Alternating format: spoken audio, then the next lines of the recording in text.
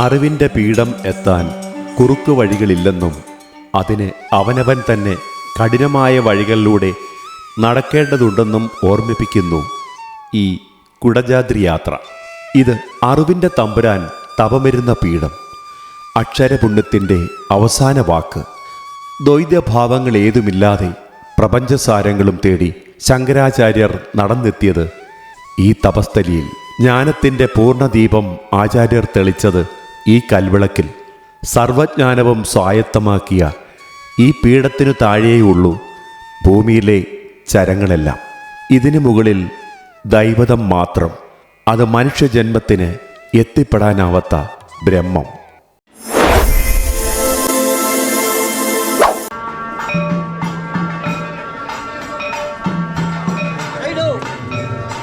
ഏവർക്കും നമസ്കാരം. ഞങ്ങളിന്ന് മൂകാംബികയിൽ നിന്ന് കുടജാദ്രിയിലേക്കൊരു ഓഫ് റോഡ് യാത്രയാണ്.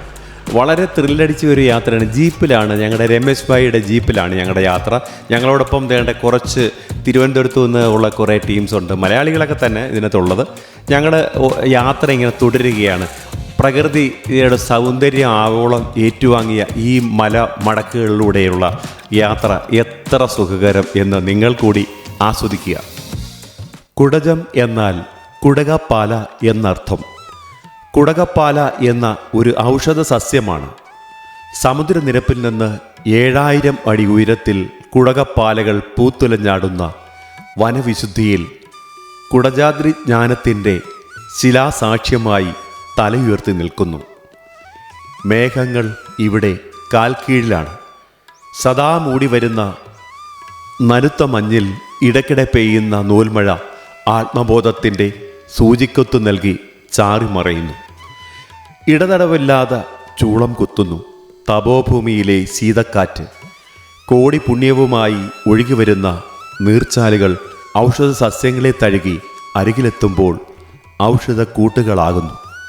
സൗപർണികയിൽ മുങ്ങി മൂകാംബികയെ തൊഴുതു കഴിഞ്ഞാൽ കുടജാദ്രി യാത്ര ബാക്കിയാകുന്നു. പണ്ട് കാൽനടയായി മാത്രമായിരുന്നു മാർഗം, ഇന്ന് ജീപ്പുകളുണ്ട്.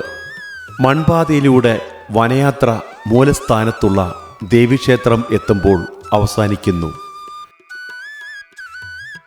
ഏകദേശം 2 മണിക്കൂർ മുതൽ 2.5 മണിക്കൂർ സമയം എടുക്കും ഇവിടെ എത്താൻ.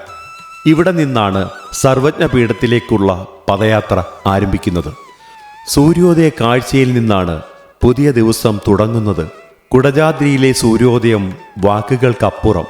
കയ്യെത്തും ദൂരത്ത് ദേവിയുടെ കുങ്കുമപ്പൊട്ട് പോലെ ഉയർന്നു വരുന്ന പ്രഭാത സൂര്യൻ മലമടക്കുകളിലെ മൂടൽമഞ്ഞിനെ പതിയെ വകഞ്ഞു മാറ്റുന്ന കനകപ്രഭ. പുലർകാല കാഴ്ചകൾ ആവോളം കണ്ട് സർവജ്ഞപീഠത്തിലേക്കുള്ള പദയാത്ര തുടരാം. സന്യാസപാതയിൽ 1 മണിക്കൂറോളം നീണ്ട തീർത്ഥയാത്ര. ജ്ഞാനത്തിൻ്റെ പീഠം എന്തെന്നറിയാൻ കഠിനമായ യാത്ര വേണ്ടിവരുമെന്ന് ഈ നടത്തം നമ്മെ ഓർമ്മിപ്പിക്കുന്നു. യാത്രാമധ്യേ നടപ്പാതയുടെ വലതുവശത്ത് താഴോട്ടിറങ്ങിയാൽ ഗണപതി ഗുഹ. ഇവിടെ നിന്ന് ചിത്രമൂലയിലേക്ക് ഗുഹാമാർഗം പോകാമത്രേ. തിരിച്ചു കയറ്റം വീണ്ടും പാട്. ക്ഷീണിച്ചുള്ള ഓരോ നിൽപ്പിലും ഔഷധക്കൂട്ട് നിറഞ്ഞ കാറ്റായി വന്ന് പ്രകൃതി ഊർജം തരുന്നു. ഇത് കുടജാദ്രിയുടെ മാത്രം പ്രത്യേകത. കഠിനമായ കയറ്റങ്ങൾ തുടങ്ങിയിട്ടേയുള്ളൂ. അറിവിൻ്റെ പീഠം എത്താൻ കുറുക്കുവഴികൾ ഇല്ലെന്നും അതിന് അവനവൻ തന്നെ കഠിനമായ വഴികളിലൂടെ നടക്കേണ്ടതുണ്ടെന്നും ഈ യാത്ര നമ്മളെ പഠിപ്പിക്കുന്നു. പതുപതുത്ത ജീവിത സുഖങ്ങളിൽ മാറി വനപാതയിലെ കൽച്ചീളുകളിൽ നിറഞ്ഞ വെട്ടുവഴികളിലൂടെ കിതപ്പോടെ കയറുമ്പോൾ ഓരോരുത്തരും ഒരു തുള്ളി വെള്ളത്തിൻ്റെ വില എന്തെന്നറിയുന്നു. വിയർക്കുന്ന ശരീരവും വരണ്ട തൊണ്ടയുമായി പിന്തിരിഞ്ഞു പോലും പോകാനാവാതെ നിസ്സഹായതയിൽ നിന്ന് കിതയ്ക്കുമ്പോൾ, ഞാൻ എന്ന ഭാവം എല്ലാം കൈവിട്ടു പോകുമ്പോൾ ചവിട്ടിക്കയറാനായി മലമടക്കുകൾ തലകുനിച്ചു തരുന്നു. സഞ്ജീവനിയുടെ സുഗന്ധമുള്ള കാറ്റു തഴുകി തലോടി പുതിയ ആയുസ് തരുന്നു.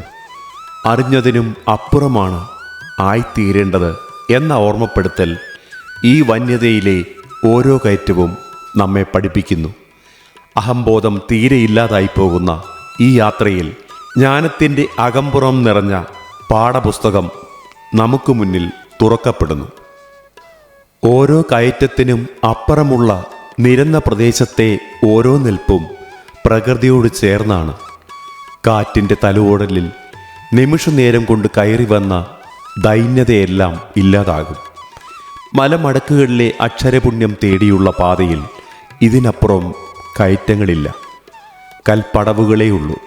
അറിവ് തേടിയുള്ള എല്ലാ അന്വേഷണങ്ങളും വന്നു നിൽക്കുന്നത് കുടജാദ്രിയിലെ ഈ കരിങ്കൽ പീഠത്തിൽ. കാലം ഏൽപ്പിച്ചു പോയ അവശേഷിപ്പുകളിൽ ശങ്കരപീഠം ജ്ഞാനത്തിൻ്റെ സ്മാരക ശില്പമായി നിലകൊള്ളുന്നു. ആകാശത്തിൻ്റെ തൊട്ടു താഴെയുള്ള നിശബ്ദതയിൽ മഞ്ഞ് അരിച്ചിറങ്ങുന്ന കുടജാദ്രിയിലെ നിറശുദ്ധിയിൽ പവിത്രമായ ശങ്കരപീഠത്തിൻ്റെ കൽപ്പടിയിൽ ഒരു നേരം മിഴിപൂട്ടിയിരിക്കുമ്പോൾ പൂർണ്ണമായ ജ്ഞാനത്തിലാണ് ശാന്തിയുടെ പ്രണവാക്ഷരം തുടങ്ങുന്നത് എന്ന തിരിച്ചറിവ് നമുക്കുണ്ടാകുന്നു. ആചാര്യപാദങ്ങളെ വന്ദിച്ച് മഞ്ഞിറങ്ങിത്തുടങ്ങിയ മലയിറങ്ങുമ്പോൾ സർവജ്ഞപീഠം തേടിയുള്ള യാത്ര പൂർണ്ണമാകുന്നു. കൽപ്പടവുകൾ പിന്നിട്ട് സർവജ്ഞപീഠം ഇറങ്ങുമ്പോൾ പിന്തിരിഞ്ഞു നോക്കരുത്, അതാണ് നിയമം. പക്ഷേ മനസ്സ് പിന്നിലേക്ക് എത്തി നോക്കുന്നു. നൂറ്റാണ്ടുകൾക്ക് മുമ്പ് വഴിയും വെളിച്ചവും ഒരു തരത്തിലുള്ള യാത്രാ സൗകര്യങ്ങളും ഇല്ലാതിരുന്ന കാലത്ത് കാലടിയിൽ ജനിച്ചു വളർന്ന ഒരു ബ്രാഹ്മണ ബാലൻ എങ്ങനെ ഈ വന്യതയുടെ കൊടുന്തണുപ്പിൽ വന്നു തപസ്സിരുന്നു, എങ്ങനെ ജീവിച്ചു? ഒരു കൂട്ടം ആളുകൾ ചേർന്നാൽ മാത്രം ചെയ്തെടുക്കാവുന്ന ഈ കല്ലമ്പലം കൊത്തുവേലകളോടെ എങ്ങനെ പണിതീർത്തു? കയറ്റം പോലെ തന്നെ ഇറക്കവും അതികഠിനമാണ്. എങ്കിലും ഈ പ്രപഞ്ച സാക്ഷ്യം വഹിക്കുവാൻ ജീവിതത്തിൽ ഒരിക്കലെങ്കിലും സാധിക്കുക എന്നത് അതൊരു പുണ്യമായി ഞങ്ങൾ കരുതുന്നു. തിരിച്ചുള്ള യാത്രയോടെ ഈ വ്ലോഗ് ഇവിടെ അവസാനിക്കുന്നു. നന്ദി, നമസ്കാരം.